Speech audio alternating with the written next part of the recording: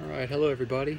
I'm going to go through a quick tutorial on how to attach electrodes onto a wearable wristband. I'll try to do this under 2 minutes, and we can jump right into it. First off, I'm Gunnar Pope, I'm electrical engineer, and I design wearable biomedical sensors. And we sense the galvanic skin response or electrodermal activity.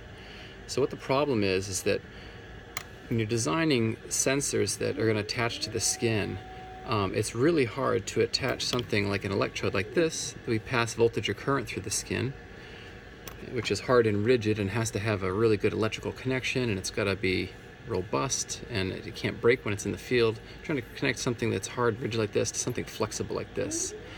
And our previous solutions, we were trying to design these electrodes that would fit inside these connectors that are really bulky. The wires end up snapping where they connect. This is a super hard connection because when you attach something rigid to something that's flexible, it just wears and it breaks.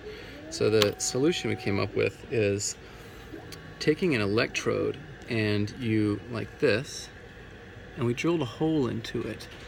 You can't quite see the hole, but there's a hole in there. And I wrapped it with some copper braided wire. And I'll show you why that happens in a minute. And what we also did was we took a wire and we crimped on a fixed kind of male end of a metal connector there, and we push that through the hole of the electrode, like so. And so you can see it's connected there, and the metal braided wire, it wraps around the electrode, and then I push it through the hole, and then I follow the braided wire through with this wire connection. So there's super good surface area and connectivity between the electrode and the actual wire itself. And it's crimped so that you know that it can take wear and tear, and the stress is mechanically connected to the rubber wire here, and it's not, all the stress doesn't just go on the electrical conductor.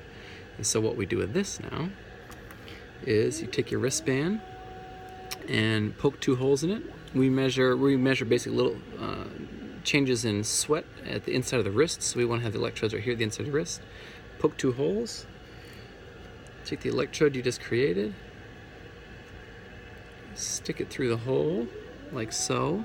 See, it's just feeding through there. And watch this. And if you pop it through the hole,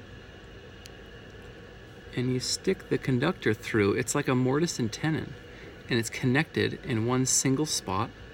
It's flexible, it's low profile, and now when you put the second one on,